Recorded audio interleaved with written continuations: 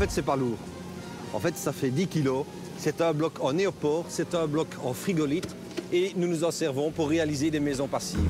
Ces blocs sont en plusieurs parties. Une première couche de 20 cm d'isolant, du polystyrène, le nom scientifique de la frigolite, un espace vide et une autre couche de frigolite, plus mince cette fois 5 cm.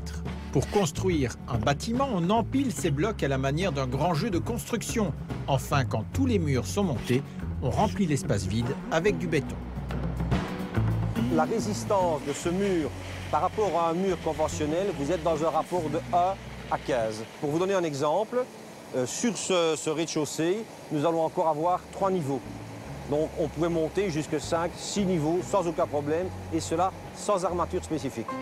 En plus d'être résistants, ces murs sont très bien isolés, puisque les 25 cm de polystyrène permettent d'obtenir une maison passive. C'est notamment ce qui a convaincu Delphine de choisir ce système pour construire sa maison. L'avantage, c'est le gain économique en termes d'énergie, puisqu'on a besoin que d'un appoint électrique, on n'a pas de chauffage central. Pour y arriver, outre la bonne isolation, l'étanchéité à l'air est soignée grâce aux voiles de béton et au plafonnage des murs. Quant au système d'assemblage des blocs, il limite les ponts thermiques, c'est-à-dire des ruptures de l'isolation à certains endroits.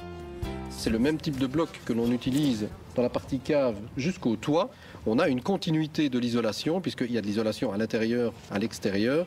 Autre caractéristique, la rapidité d'exécution. Dans ce cas-ci, il n'a fallu que 7 mois entre le terrassement et l'emménagement de la famille. Plus le bâtiment sera compliqué à construire, plus son coût sera élevé. Ici, on a un système tout en un qui permet d'avoir une grosse économie en temps, en main-d'œuvre. On a vraiment le coût d'une maison passive pour le prix d'une maison traditionnelle.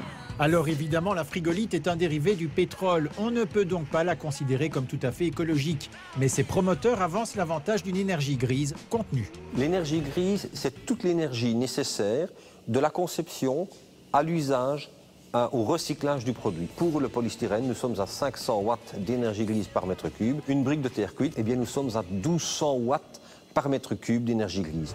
Comme dans une construction traditionnelle, il n'est pas nécessaire de déterminer à l'avance l'emplacement des prises et des interrupteurs. L'électricien pourra réaliser des saignées pour le passage des câbles. Et pour recouvrir le côté extérieur des blocs, tout est possible, un crépi, des briquettes ou un bardage. En conclusion, voilà un système de construction passif, rapide, tout en un, qui rappelle certains jeux de notre enfance.